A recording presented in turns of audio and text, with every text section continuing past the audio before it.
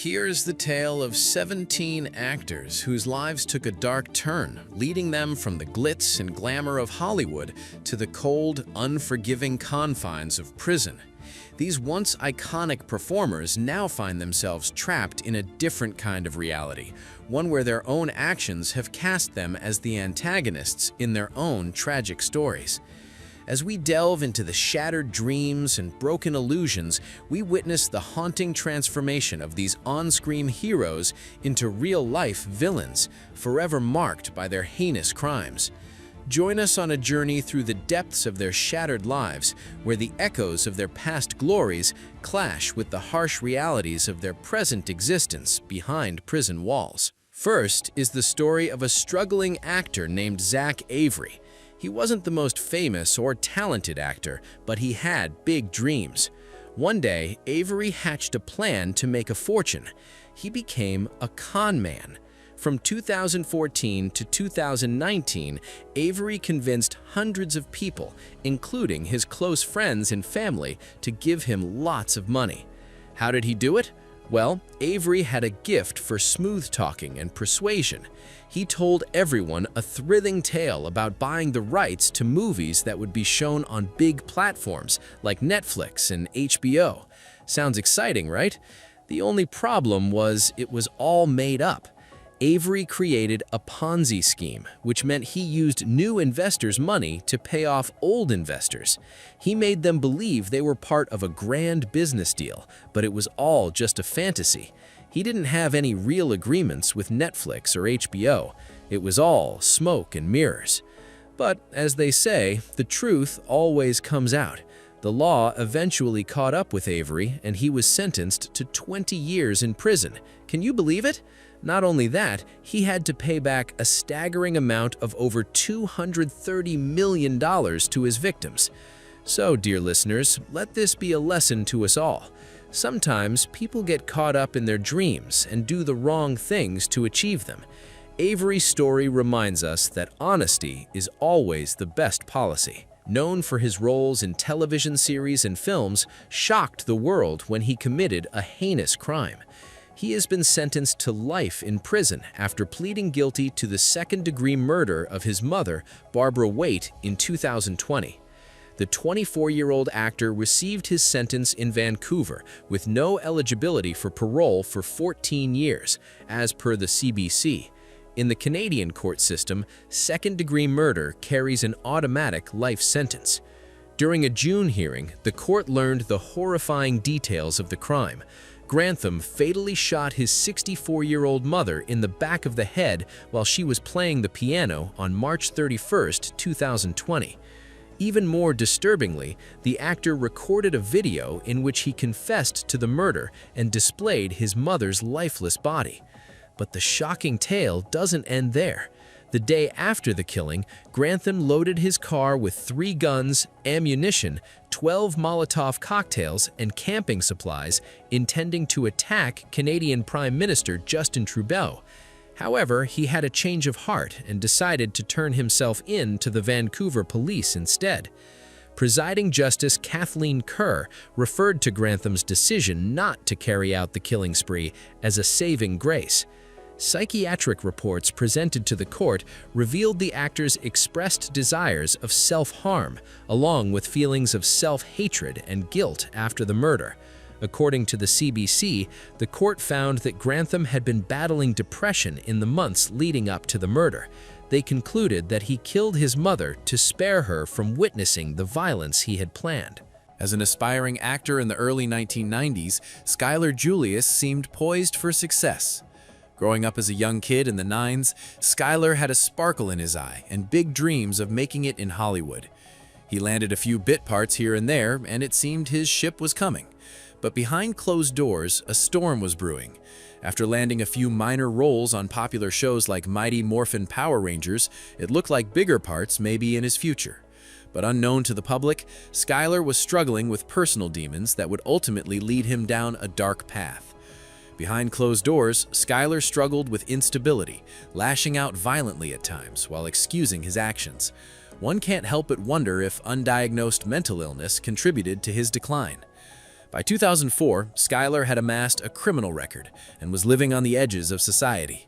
It was then that he committed one of the most heinous acts of his life, murdering an innocent couple in cold blood during a botched robbery. The couple was pulled down 3,500 feet to the bottom of the ocean. The trial that followed revealed a man almost unrecognizable from the charming actor of years past.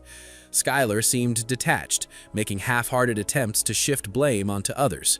The jury saw through this, convicting him of first-degree murder and sentencing him to death. Over a decade later, Schuyler is sitting on death row, likely remorseful for the lives he destroyed in a moment of insanity. One can't help but feel sadness at the wasted potential and humanity lost. Perhaps if Schuyler had received help for his internal demons early on, this tragedy could have been avoided. A talented American actress rose to prominence in the entertainment industry during the 1990s, enchanting her audience with her breakthrough role in the 1990 film Cry Baby, directed by John Waters and featuring Johnny Depp. However, Loken's promising career took an unexpected turn when she became entangled in a legal quagmire in 2010. She was involved in a tragic drunk driving accident in New Jersey, resulting in the unfortunate loss of a woman named Helena Seaman. This devastating incident led to Loken's arrest and subsequent conviction on charges of vehicular manslaughter and assault. Serving a prison sentence, Loken faced the grave consequences of her actions. Eventually, she was released on parole, but the impact of these unfortunate events has left an indelible mark on both her life and career. It serves as a stark reminder of the devastating outcomes associated with driving under the influence. After her release, Loken endeavored to rebuild her life and make amends for her past. She spent the next 5 years as a model citizen, facing the reality of her crime and working tirelessly to prevent others from following in her footsteps. However, despite her efforts, Loken found herself back behind bars in September 2020 for the same offense. Struggling to comprehend the situation, Loken is plagued by confusion and disappointment. From the confines of the Edna Mahan Correctional Facility for Women, she reflects on her experiences, questioning the circumstances that led her to return to prison. Feeling as though she is being made an example of, Loken grapples with the weight of her choices and the seemingly unjust nature of her current predicament. The story of Amy Loken serves as a cautionary tale, highlighting the far-reaching consequences of our actions, particularly when they involve the endangerment of others. It is a reminder that fame and success cannot shield us from the responsibility we bear as individuals. As Loken navigates the complexities of her situation, she is faced with the harsh reality that redemption and forgiveness are not easily obtained, and that the past has a way of catching up with us, even in the most unexpected and challenging circumstances. Here is the story of Danny Masterson, an American actor whose rise to fame was as impressive as his subsequent fall from grace. Born on March 13, 1976 in Long Island, New York, Masterson became a household name through his portrayal of Stephen Hyde in the widely acclaimed TV series That 70s Show, which captivated audiences from 1998 to 2006. However, his career took a dramatic nosedive when he became embroiled in a highly publicized legal ordeal during mid-2010. In a shocking turn of events, multiple women came forward with disturbing allegations of sexual assault against Masteron. These allegations sent shockwaves through the industry, tarnishing his once promising career. In June 2020, Masterson faced a significant turning point when he was arrested and charged with 3 counts of sexual molestation. The gravity of the allegations, coupled with the legal proceedings that followed, cast a dark shadow over Masterson's personal and professional life.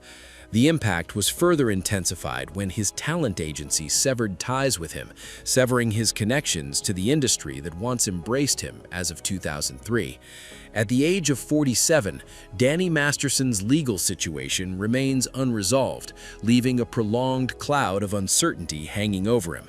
His case continues to draw close attention from the public and the entertainment industry, amplifying the scrutiny surrounding his actions. As the public and the entertainment world closely follow the developments in Masterson's case, the outcome will undoubtedly shape both his professional trajectory and personal reputation. the disgraced film producer whose predatory behavior sparked the Me Too movement, who received an additional 16-year prison sentence in Los Angeles. He had already been convicted of sexual abuse and assault in New York and was serving a 23-year term.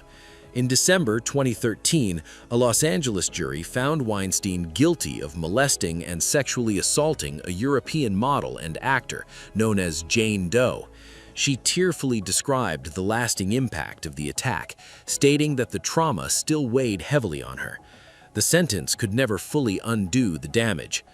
The trial in Los Angeles was marked by misogyny, with Weinstein's defense team attacking the credibility of his accusers and even labeling Jennifer Seelnoom, an actor and film producer married to California Governor Gavin Newsom, as a bimbo.